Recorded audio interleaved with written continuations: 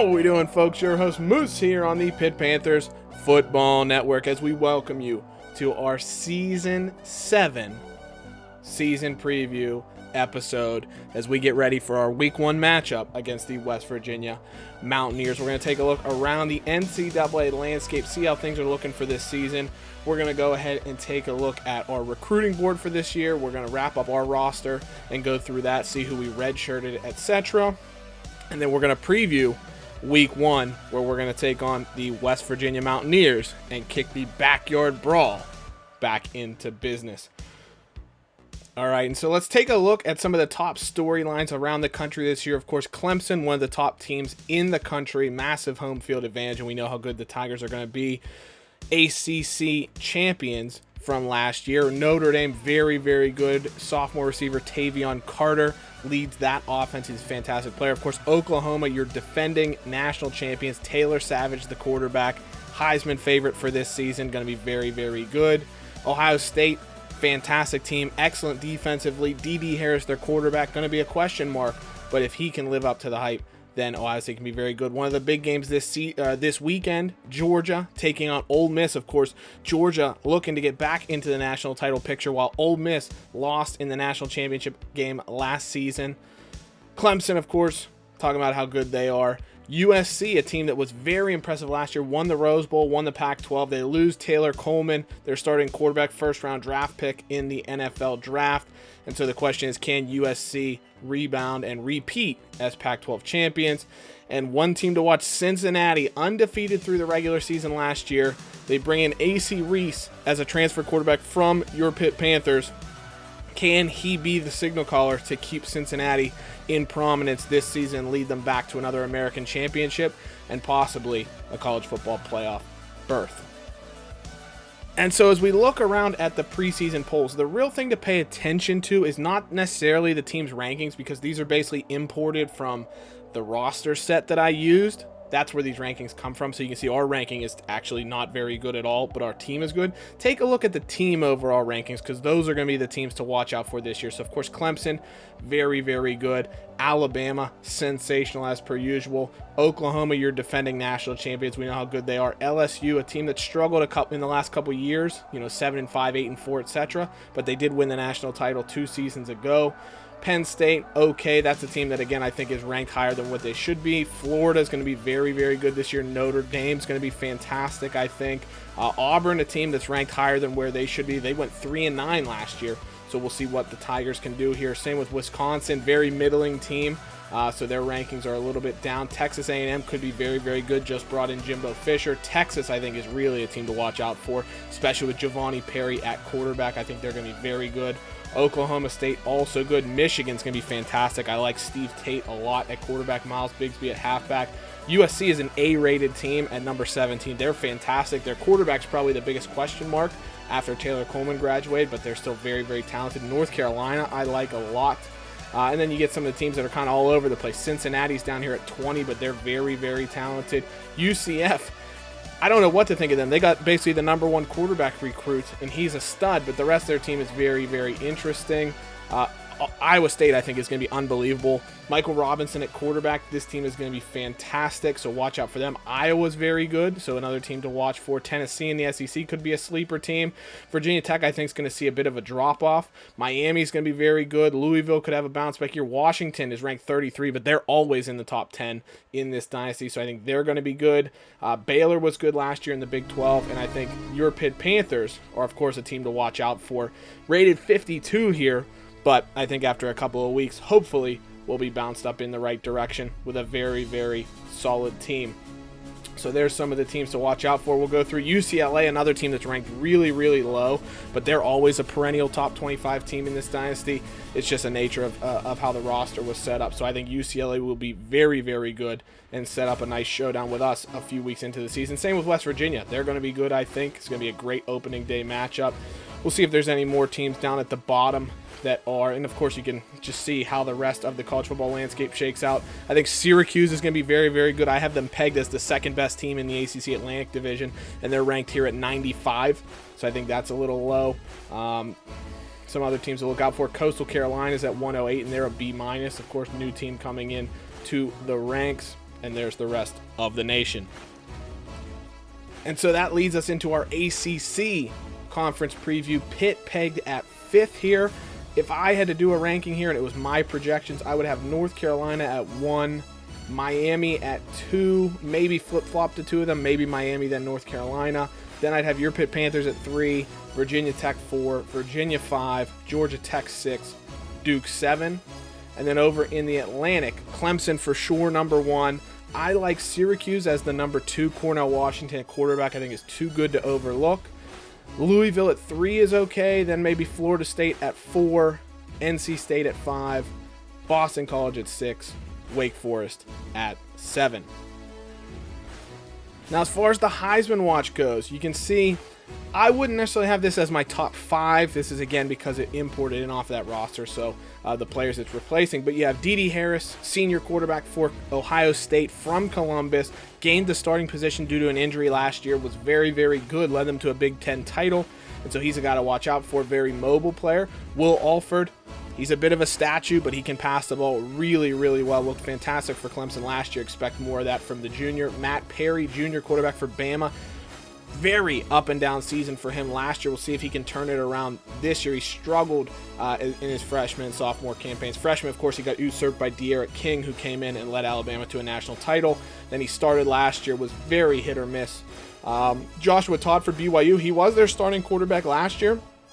Very underrated player. I mean, his rating is fantastic, of course, but he's a player that his statistics haven't necessarily lived up to his rating, so we'll see what he can do. And then, of course, Josh Singletary, junior quarterback for Florida, comes in replacing Clint Franklin, who went to the NFL on the back of a very strong season. We'll see what Singletary can do. Obviously, some other guys to watch for would be the likes of Calicolio, the quarterback for LSU. Taylor Savage would be my Heisman favorite, the quarterback for Oklahoma. And then there's a number of talented players around the country as well. And some of those top-ranked players include, of course, as we mentioned, junior quarterback Taylor Savage, Oklahoma's starter, led them to a national title last season. Definitely a Heisman contender this year, as is Steve Tate, fantastic passer for Michigan. Calicolio, as we mentioned, junior quarterback for LSU. Cornell Washington for Syracuse. Carter Ford for Georgia. A.C. Reese, now over at Cincinnati.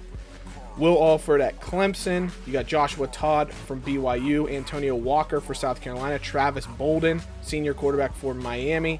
J.J. Thurman for Stanford. Michael Robinson for Iowa State, who I think might be the most exciting player on the board here. John Gooden for Tennessee. Mike Washington is actually the backup for Shane Parks at Florida State. Great battle they have going on there. Carson Moore for Troy. Jason Reddick for Arkansas. Jason Manning for Houston. Quentin Jackson for Baylor. Tristan Richards, the sophomore, will be starting for Washington. Blake Hunter, sophomore for Stanford, backing up. So a number of really talented players. Marcus Gordon for Penn State. A lot of good quarterbacks. Halfbacks to let you know about some of the guys to watch out for this year. Donation Lanu, originally committed to LSU, barely played his freshman year, transferred to Houston after Houston went to the college football playoffs, so now he'll be playing in the Big 12 for the Houston Cougars.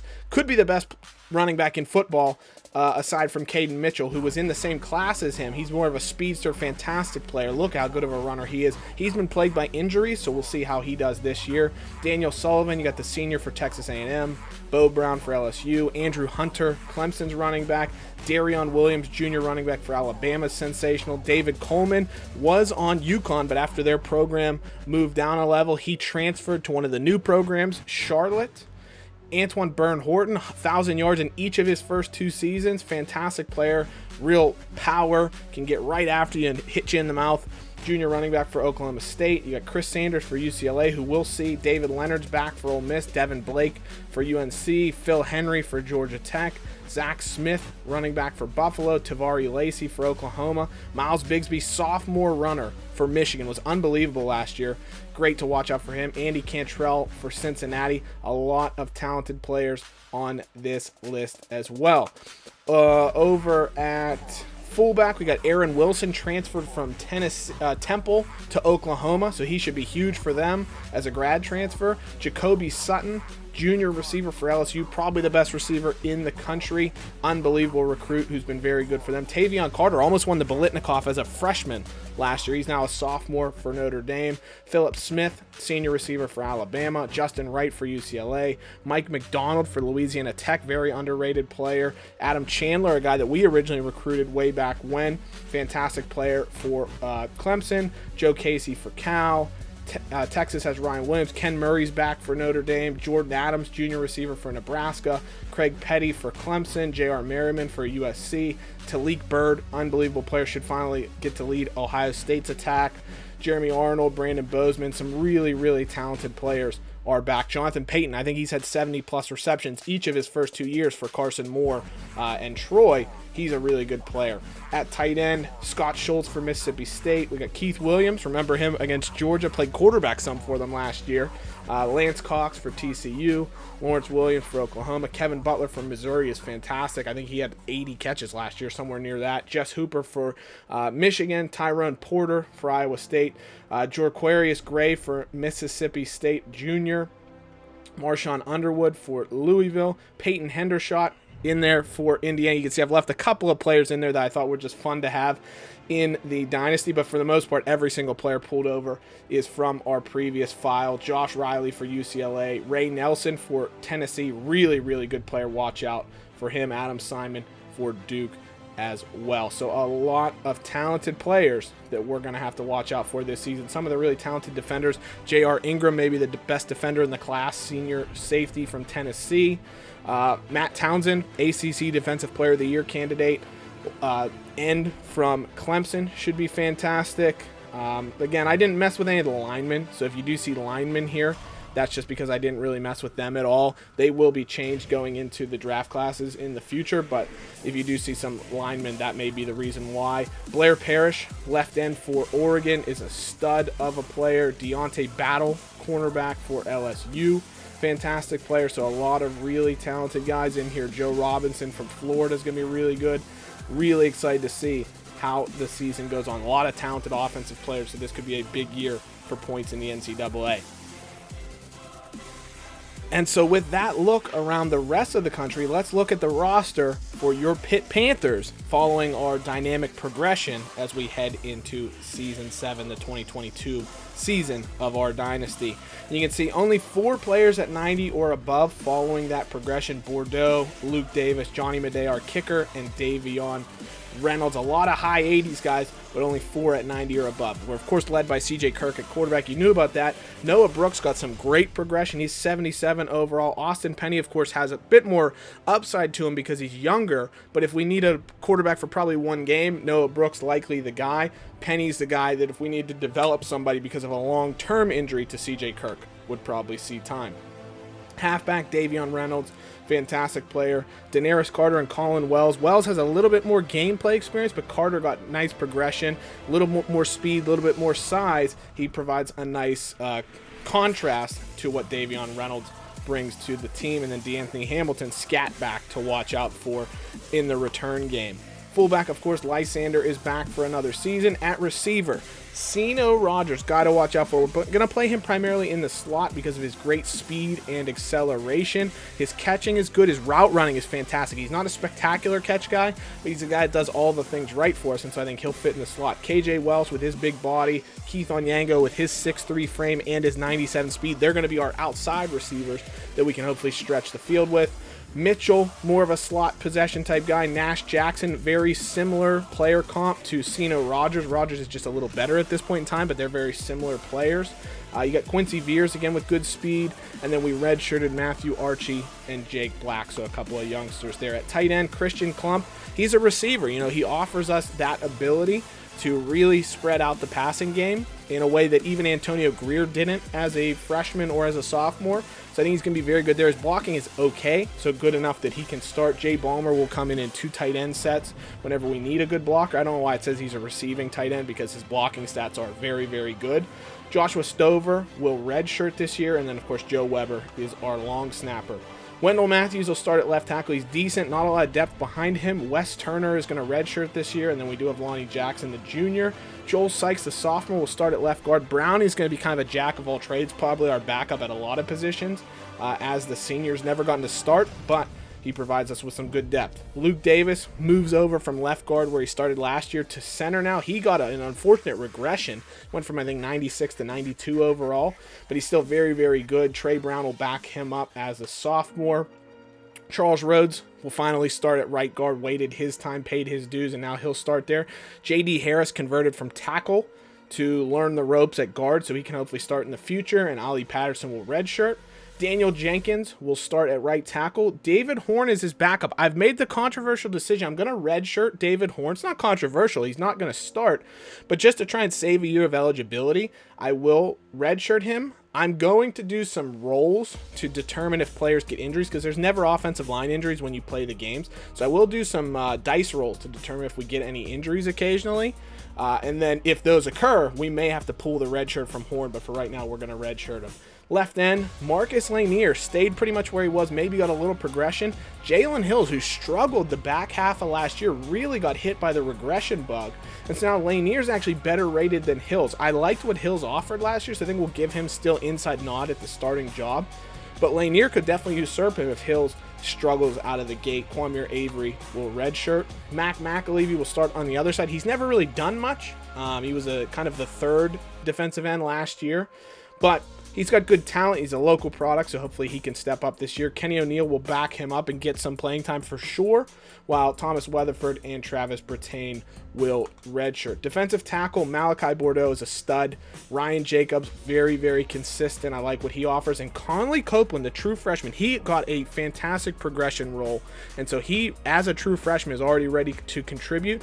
Unfortunately, Xavier Gosselin got hit with a bit of a regression in our progression, but he's still going to play. He's definitely going to be my third or my fourth defensive tackle, just he's got that veteran presence.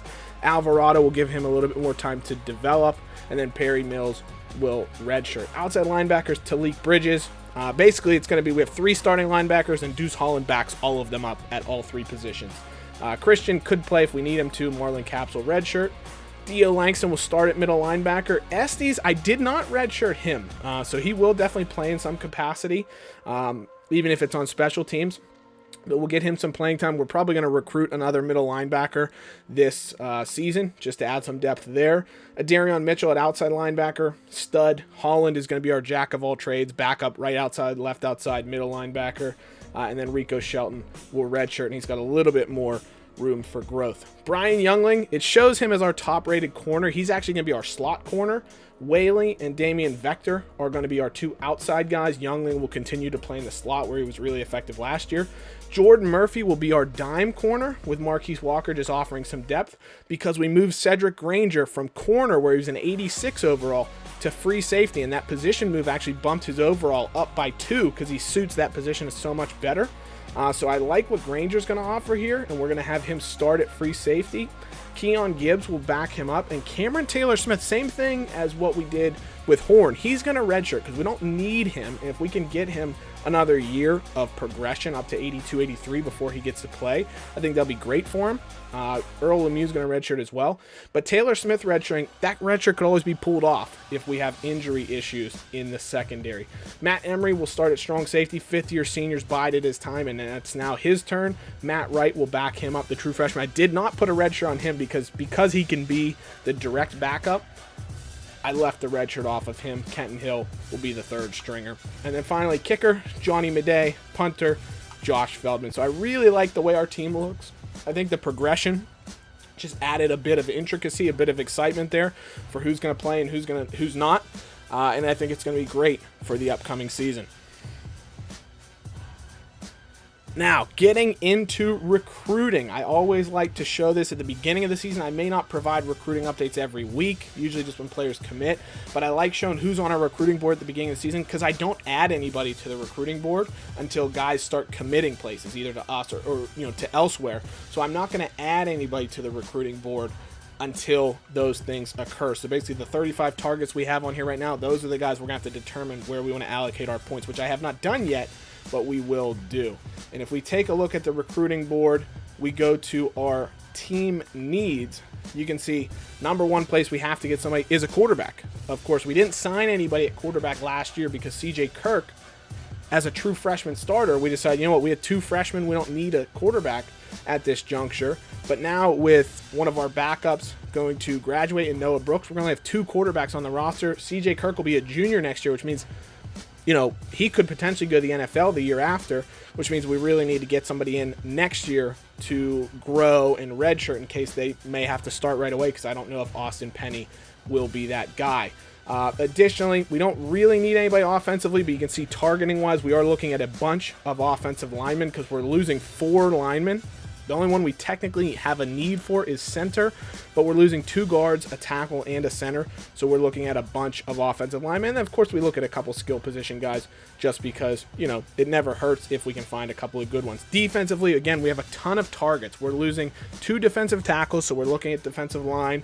We're losing an outside linebacker, and I said we need more middle linebacker depth, so we're looking at a bunch of linebackers that could potentially fill in those positions. Looking at a ton of corners because we only have 5 corners right now with Granger moving positions. He would have been a senior anyways. We're losing Marquise Walker, which means we're only going to have 4 corners on the roster next year. 2 of them will be seniors, and so we definitely need to start adding some depth at that position. Also looking at a couple of athletes, a couple of safeties, but you can see those front 7 positions, and corner is where we're really looking right now. And so we look at the board, and the number one guy that I'm after, he's a local product, 6'5", 235, Robert Brown, quarterback from Chambersburg, PA. Not Pittsburgh area, but he's just from Pennsylvania, so we get that boost because he is in our state. And if you take a look scouting-wise, very good player. B speed, and actually it might be closer to high B, you know, low A, 88, 89. Very, very fast. His accuracy RA is 79. If he has good throw power, this guy could be an absolute stud for us. And our rule, of course, is scouting-wise, I can scout any PA player who's 4-star or lower, and I can scout any pipeline player who's 3-star or lower. So that's how I went about who I was able to scout in terms of being able to get a little bit more clarity on their ratings, but I can only scout to 50%. So we have that little bit of mystery as to whether a player is going to be good or not. But I think that's fair. Reward yourself for looking in your pipeline areas. If you look for somebody outside that, you better hope they're good because you're not scouting them. Brandon Tolbert, 4-star athlete we're looking at here. And actually, I like going through them by position because we can talk about them as we need them. Robert Brown, of course, number 1 target. Joe Smith from Maryland. We got Nicholas Moss from Miamisburg, Ohio. Cole Parsons from Ohio as well. John Bain and Andrew Burrell. Andrew Burrell's a guy I like. Cole Parsons I also like a lot because they have really good throwing stats from what I've scouted already. Parsons, I think, has 88 throw power. His accuracy is very low. But remember, we're going to have a year, 2 years to develop this guy. And so after that time, maybe he'll fit the bill for what we need. But Brown is the number 1 target. If we can bring him in, CJ Kirk could leave after a year, and we're already set with basically a carbon copy of what CJ Kirk can do for us. Halfback, we're looking at a couple guys. Steven Weber from Pittsburgh, Ronnie Richard from New Jersey. They're not great, but they just add a little bit more depth because same thing. Davion Reynolds could leave. Colin Wells is a senior. Carter's a junior. You know, and then we all of a sudden we don't have any depth at that position. Receiver, same thing. We got a bunch of juniors on the roster right now, so we're looking at Andre McBride, Nick McCoy to potentially add some depth there. Tackle position, Ryan Gilbert, 4-star from Rahway, New Jersey. Really like the look of him. Spencer Thomas from Scranton, Matt Whitaker from Ohio. Some good players there. Mark Childress from Camden at guard, and then center, Brian Yates from Ohio. Joe Harris, who's a JUCO from the Philly area. Like him a lot, but he is going to come in, I think, as a junior. So, you know, he would maybe start for a year or two, and that would be it. And then Mark Mason Carlson from Winter Springs, Florida. Defensive end, Jeremy Childress from Virginia, and Mike Hargrove from West Norton, PA. Childress, I like he's from Virginia, so hopefully Brennan Marion, our new offensive coordinator, can help with our recruiting there. Defensive tackle, Trey Henderson from Louisiana. James Oliver from PA, and Maurice Smith from Pittsburgh area, Lower Borough, PA, 4-star product. The local guy, I think he's maybe our biggest target on the board besides the quarterback, although I like Trey Henderson as well, but we can't scout him, so I don't know if he's 76, worse than 76, better than 76. Maurice Smith, I've already scouted him 50% because he's a 4-star from PA. 79 overall is what he's showing right now. We're going to have a fierce battle with Penn State to try and bring him in. Outside linebacker, Jamie Whitfield III from New Jersey. I like him a lot. I think we'll spend a lot of points on him and try and bring him in. Middle linebacker Marcus White-Frank, 4-star from Ohio. We're definitely out of the lead on him. A lot of blue chips chasing him, so I doubt we'll be able to bring him in. I think Victor Scott's probably the guy we'll go after and say. He's a 4-star, but he's from DC, but he's a 4-star only projected at 69 overall. So that's tough. Marcus White-Frank's a 4-star, but he's projected at 77 overall. Corner, number of targets here, Jeff Nelson. No real studs, all a bunch of 3-stars, because I only really went for guys that had interest in Pitt. I didn't really throw anybody on the board that didn't like Pitt to start off. And because we've dropped down now to a 4-star prestige, we don't have as many of those blue chips interested in us right off the bat. Strong safety I do like from Moon, PA, local guy, Eddie Williams. Would love to get him in, but again, it looks like a lot of good teams are coming after him. And then 2 athletes, Brandon Tolbert, 4-star, a little bit bigger body. I think he projects on the defensive side of the ball. And Danny Leonard, 6'1", 203 from Miami Beach, Florida. So I can bring in 1 athlete in a class. We'll see who I decide to maybe try and go after. So there's a look at our recruiting board as it stands right now. Let me know in the comments, besides Robert Brown, just based off their needs or our needs, who do you think we should potentially be looking at? And so finally, our week 1 preview. We'll take a look at all of the games going on around the country, the big games and the ACC games here in the first week of the 2022 season. And take a look at this. College game day is coming to Pittsburgh. Your Pitt Panthers taking on the West Virginia Mountaineers. Afternoon showdown, college game day will be in town. That's going to be fantastic. We'll preview that here shortly. North Carolina taking on South Carolina. Very interesting game here. UNC is very, very good. South Carolina's underachieved the last couple of years. If UNC loses this one, though, a lot of their national aspirations kind of go down the tubes very, very quickly. So it'll be interesting to see how that one shakes out. Wake taking on an FCS squad. You got Miami hosting Florida Atlantic. Penn State and Syracuse going to town at MetLife Stadium, I believe it is. They'll be showing down against each other, so that should be a fun matchup between the two of them. Syracuse I like a lot, so it'll be interesting to see what they can do against the Nittany Lions. NC State taking on Louisiana Tech, Georgia Tech, FCS East, BYU and Virginia. Again, Virginia struggled last year. I think they went 2-10 or 1-11 maybe. They hope to bounce back this year. BYU, another team that underachieved last year, but they got a really good quarterback, so that's going to be interesting to see how that game shakes out. Boston College against an FCS squad. Virginia Tech will take on Alabama. Virginia Tech, it's going to be a tough go for them. They lost, of course, their star quarterback in Travis Huff to the NFL to graduation this past year. Alabama returned so much talent. You have to think that the Crimson Tide come out victorious here, and then Duke does get to take on an FCS squad. We look around the rest of the top 25 matchups, of course, North Carolina, South Carolina, as we already mentioned. UCF taking on Akron. UCF led by freshman starting quarterback Jaden Maxwell Jr. They're going to be very, very good, I think. But it should be a good game. Minnesota taking on UNLV. USC against Hawaii. Utah State rivalry match. Of course, Penn State, Syracuse, as we already mentioned, should be a really good showdown. They're very evenly matched. Buffalo against Ohio State. Michigan against Central Michigan. Mississippi State, Oklahoma State. That'll be a fun one to watch. I think Oklahoma State runs away with it behind Antoine Byrne-Horton. Toledo, Florida. Northern Illinois, Iowa. It'll be a good first test for Iowa, who projects as a very good Big Ten team this year. And a nice test for Cincinnati to open the season. Purdue is a down squad right now, but they do have one of the best players in college football in Caden Mitchell, the halfback. He gets injured every year, but he usually can play the first game. So if he can put up big numbers, Cincinnati will have to watch out there. We'll see what AC Reese does in his first game at the helm of the Bearcats. Texas A&M against Rice. Oklahoma will start their national title defense against Louisiana Monroe. Temple will head to South Bend to take on a very, very bound this year. Tennessee, an easy FCS game before they take on Pitt next week. Georgia, Ole Miss will open up the SEC slate. Georgia, they've been down the last couple of years. 9-4 last year. I think 7-5 maybe, 8-5 the year before. So we'll see what the Bulldogs can do going forward. Ole Miss, remember, had a Cinderella story, nearly won the national title last year, but Dustin Young, Jared Bowie, Pravon Dean, all their stars on the offensive side of the ball are no longer here, and so it should be a tough year for them this year. LSU takes on TCU as well in a nice little Saturday night showdown. LSU, one of the national championship contenders this year. Calicolio now a junior, Jacoby Sutton at receiver. They should be really, really good, but expect TCU to give them a test.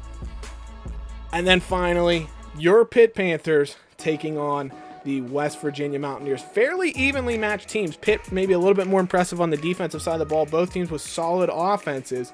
Let's take a look at what West Virginia offered last season.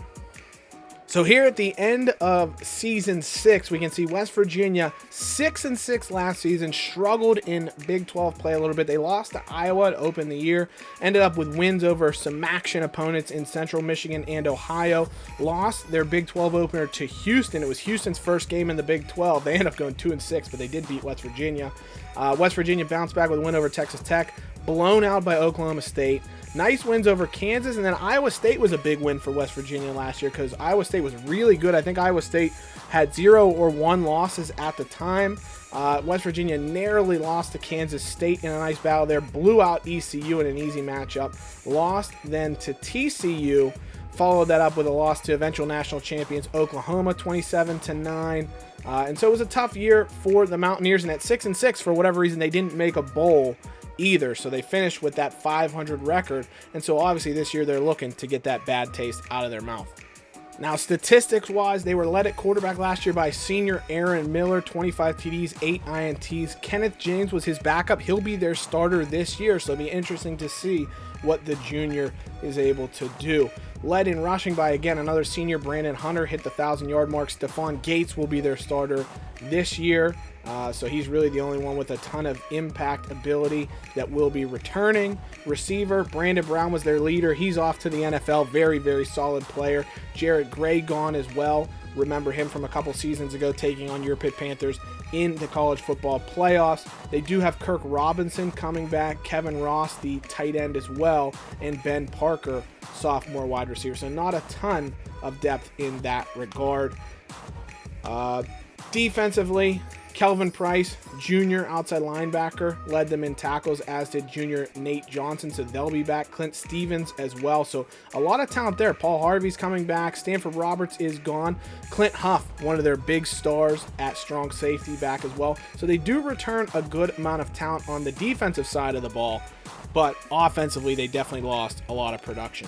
And so we take a look at the Mountaineers roster coming into this season, and they definitely have a lot of talent. They actually might have more high 80 rated players than we do. So it'll be interesting to see how that shakes out for their squad. At quarterback, Kenneth James, of course, will lead them. 88 overall, backed up by a little bit more of a runner in Lance O'Neal. So we'll see how that shakes out. And then they do have a true freshman, Eric Clark, behind them, who offers good depth. So they should be set at quarterback for the next few years. Stephon Gates, redshirt junior, very, very good player from Philly area. Rashawn Harrison behind him, as is Markevius Baker, the freshman, but Stephon Gates is clearly the man to give the rock to. At receiver, Kirk Robinson.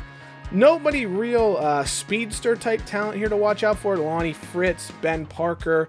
They got Bryce Green, Sean Ryan, Brandon Jansen. Not a ton of superstars. So you can see they got a lot of players. Zach Brewer, the freshman, but they don't have a lot of stars. Okay, Kirk Robinson, probably the number one guy to watch out for, but nobody sensational. Tight end, of course, Kevin Ross comes back. Very good player. And JT Porter backs him up, as does freshman Tavares Wilson. At the line position, Adam Noble, the freshman's going to start at left tackle. Harrison Jackson, another freshman, will start at left guard. Center, they got John Wilson. Right guard is where they got a really good player in Alex Johnson. Then right tackle, Greg Day or Bryson Powers. I would guess that's actually how it's said.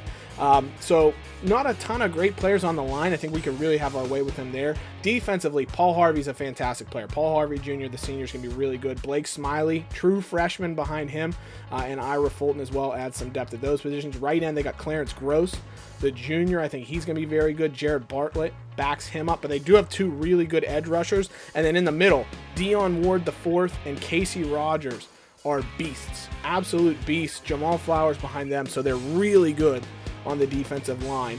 At the linebacker position, Nate Johnson, the senior, is going to be really good. They got Clint Stevens West at middle linebacker as well, a pair of seniors that offer some good talent there. Kelvin Price on the outside is a solid player with Jamal McKenzie behind him. So again, their defense is really, really solid. Jamara Hill at corner, and this is where you see their weak point, which could point to the Panthers trying to expose them through the pass offense. Jamara Hill at corner, backed up by Marquez Rogers, Daryl Porter Jr., and Jameer Dorsey, as well as Dynas Williams as well. nobody really stands out. Kamara Hill is really their number one player. That's about it.